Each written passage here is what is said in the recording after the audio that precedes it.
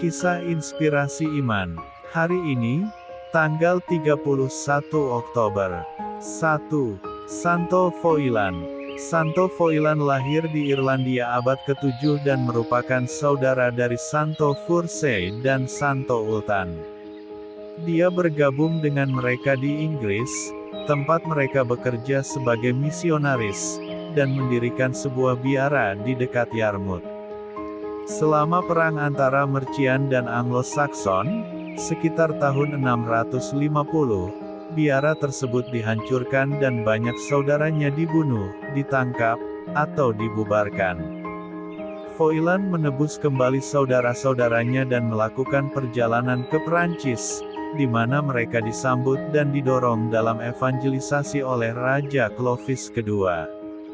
Pada tahun 653, Santo Foilan mendirikan sebuah biara di Fosses di Keuskupan Liege dan menjabat sebagai kepala biara.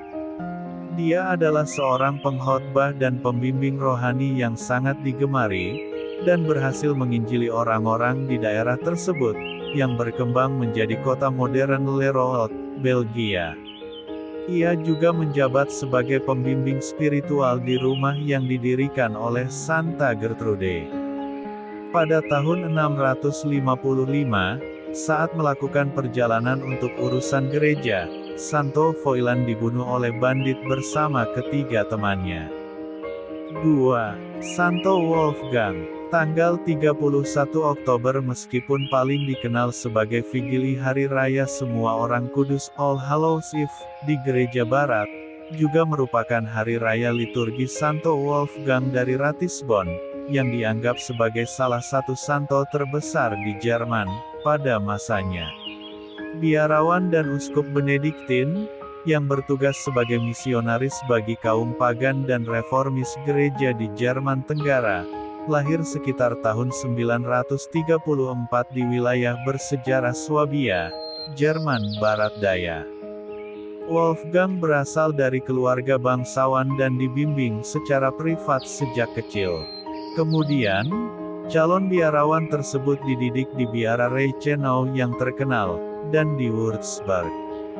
Wolfgang menunjukkan kecakapan intelektual dan menemukan persahabatan selama tahun-tahun studinya, namun juga kecewa dengan kecemburuan kecil dan penyimpangan moral yang ia amati di lingkungan akademis Würzburg.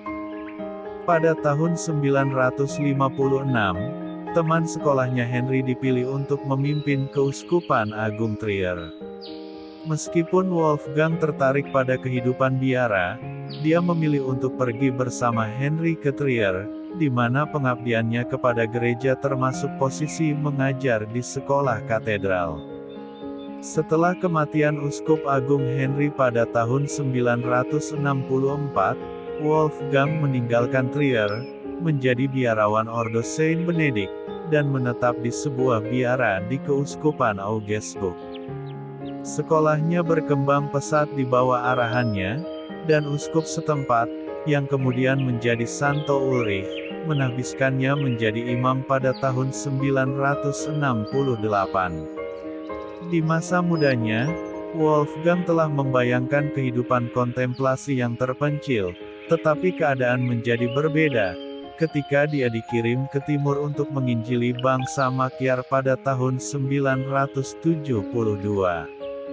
Pada Natal tahun itu, Wolfgang telah terpilih sebagai uskup Ratisbon yang baru, sekarang Regensburg di Bavaria. Namun dia terus menjalani panggilan monastiknya, mempertahankan kebiasaan khas Benediktinnya dan mengabdikan dirinya pada gaya hidup pertapa yang sama. Di tengah karya dakwah dan reformasi, Wolfgang tetap menjadi orang yang suka berdoa, diam, dan menyendiri secara kontemplatif.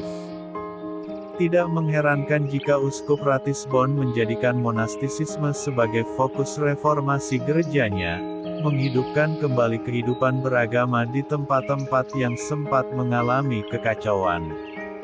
Wolfgang juga menunjukkan kepedulian yang luar biasa terhadap masyarakat miskin di keuskupannya, sedemikian rupa sehingga ia dijuluki Almoner Agung.